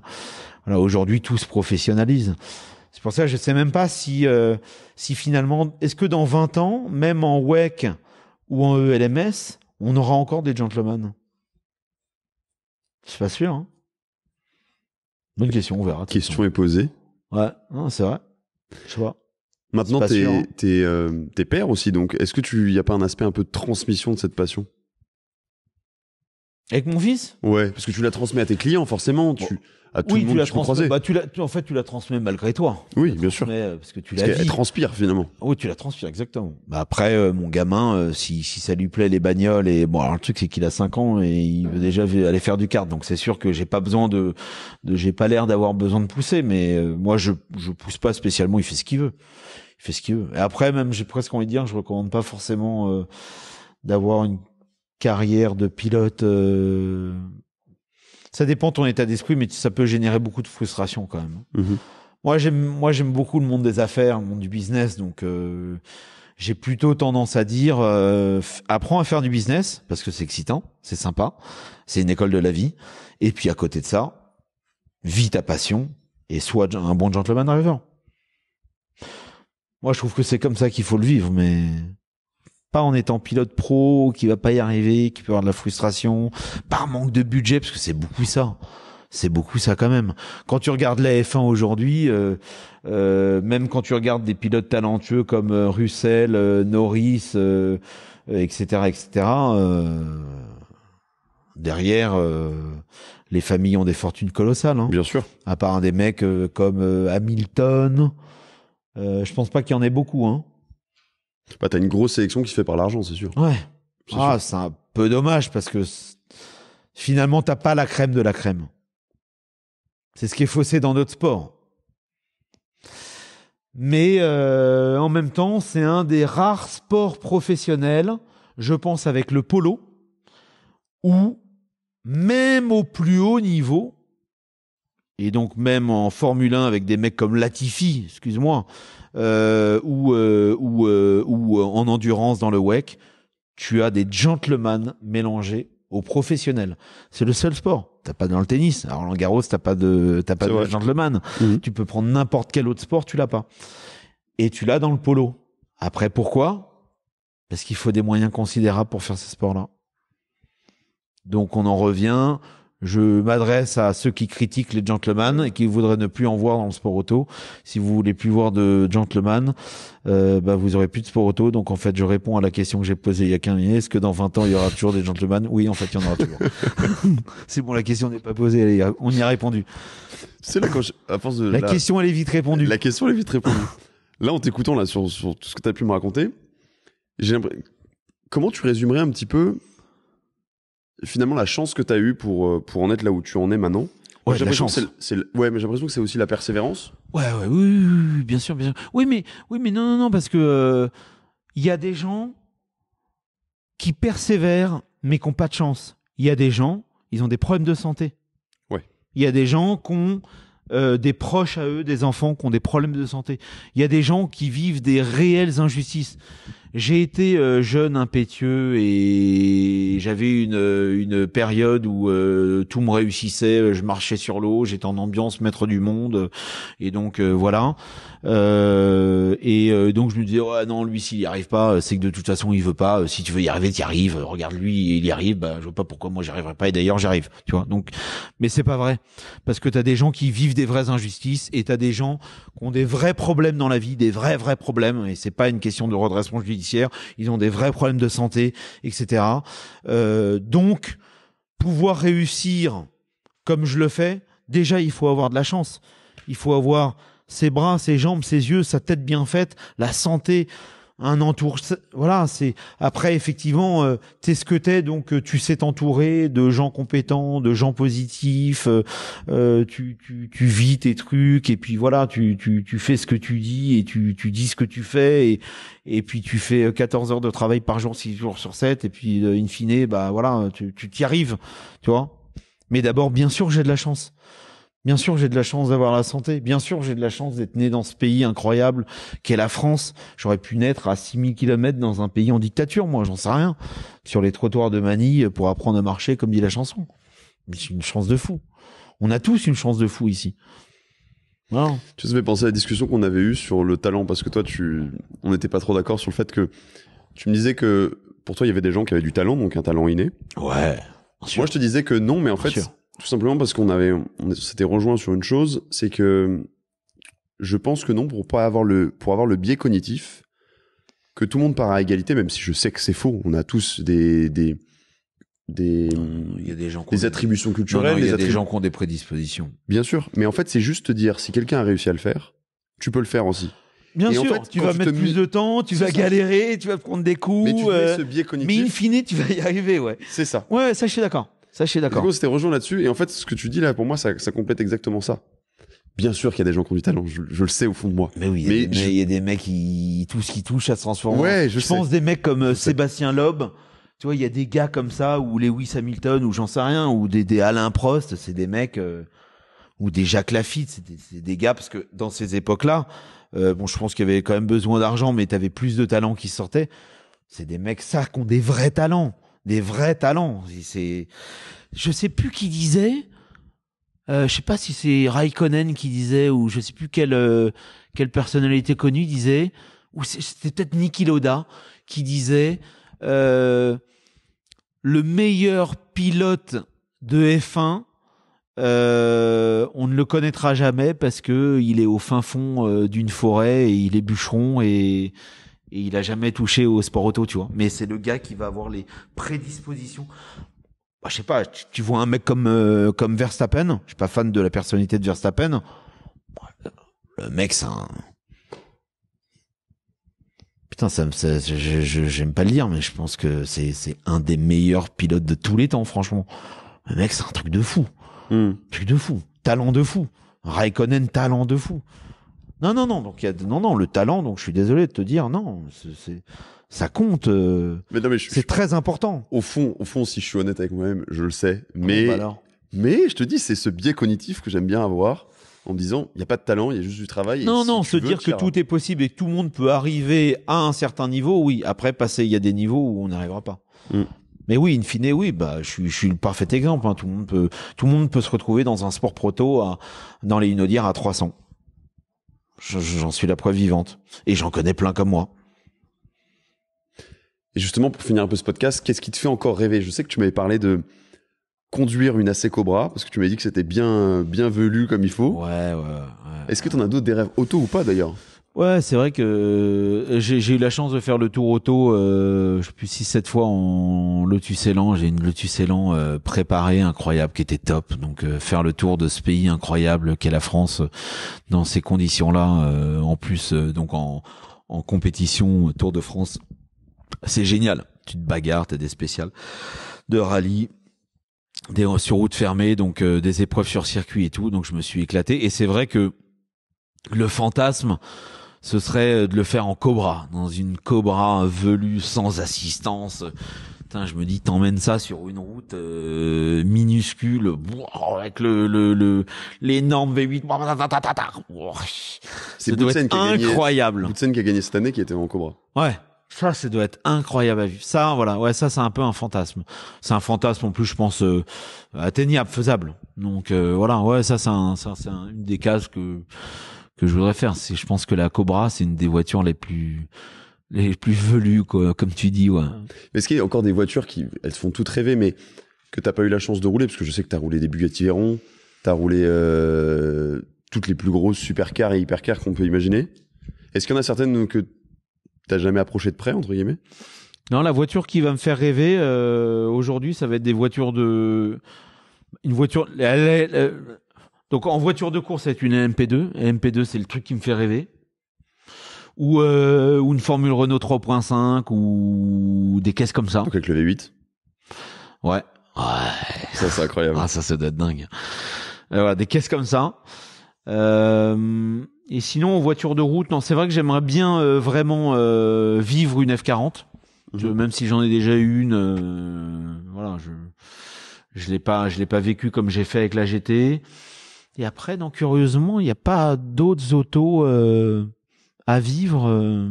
Dans les hypercars plus récentes, non? Ça t'intéresse? Non, je les trouve très belles, très sympas. Ah si, il y a une caisse que je trouve incroyable, c'est la Valkyrie. Ok. Oh, wow, la caisse, un peu proto, la F1. Si, la caisse est dingue. Et je crois qu'elle a un V12 en plus. Je crois que c'est un V12. Même si elle est hybride, je crois qu'elle a un V12. Elle a le miaule, genre. Si ça c'est. Ouais, ça. T'en as déjà vu de près ou pas? Non. J'ai jamais vu. Jamais. Je sais pas, ils ont fait 200, je sais pas combien. Ouais. Ça c'est formidable, ça. Ouais, ça, voilà. Ouais, c'est peut-être. Mais ouais, il y en a pas beaucoup après. Donc si un jour je vois une Valkyrie chez 2VDM, je saurais que t'as. Ah oui. Je saurais que t'as accompli un rêve quand déjà. même. Il y a du boulot, hein. Avant d'en toucher le client, le truc, machin, il y a du boulot. Ouais, justement. Mais ouais, ce serait une Valkyrie, je trouve ça incroyable. C'est un beau challenge. Ouais, bien sûr. Donc qu'est-ce qu'on peut te souhaiter pour finir ce podcast, pour la suite, à part la santé, rouler une LMP2, la santé, ouais. avoir une Valkyrie dans le showroom? Ouais, non, bah rien. Continuer à faire de belles rencontres, à partager ma passion. Voilà, continuer à être tranquillement heureux. Mais voilà. La vie est belle. Pas un deuxième redressement judiciaire, c'est bon, au niveau apprentissage, là. La vie est belle. Oui, t'as ce non, qu'il faut, ça, je pense que ça arrivera plus, effectivement, mais, voilà. Voilà. Il y a rien de... Bah, merci Nico pour ce moment. Et en plus, ce que je trouve cool, en fait, quand tu racontes une histoire, je sais pas si tu t'en rends compte, si on te l'a déjà dit, mais c'est que tu mets un vrai entrain. En fait, tu vis tes histoires. Et ça, c'est, pour maintenant, tu le sais, avoir fait beaucoup d'épisodes avec plein de personnes différentes, c'est pas courant. Et c'est d'autant plus agréable en fait quand tu. Ah, je me rends pas compte, je sais pas, ouais, ça. C'est vraiment très cool. Et c'est ce que je comprends, je pense, quand Stéphane Rothenberg a dit que tu passais bien l'écran. Je pense que c'est ça qu'il a dû voir. Ouais, peut-être. Bah, je sais pas. Ok, je l'entends. Non, mais je pense. Merci. C'est peut-être un compliment, mais bah après, voilà, t'es ce que t'es, donc tu décris les choses comme elles sont. Mais attends, comment tu veux pas parler de ces trucs-là avec tes tripes et non, mais je suis entièrement d'accord avec toi. Et encore, non, je vais pas dire c'est des voitures banales mais par rapport à d'autres très grands marchands ou des mecs qui ont des autos incroyables, voilà, effectivement, c'est incroyable. Quelle chance. Voilà. En tout cas, c'est moi qui te remercie. Merci Nico pour ce moment, c'était trop cool. Plaisir partagé. Et puis à bientôt. Et à la prochaine. Et puis voilà. On avait parlé d'ailleurs d'aller faire du kart. Tu sais que c'est pas tombé dans l'oreille d'un sourd. Non, et c'est pas tombé. Et donc j'y vais dimanche et je voulais te le proposer. Donc si dimanche tu es dispo, je sais pas encore si on roule au Mans ou à Anneville en Bourville ou enfin bref. Donc si t'es chaud dimanche, très sérieusement, tu viens. Voilà. On va en discuter en off. On en discute. À bientôt Nico. Ciao. Ciao. Allez, salut.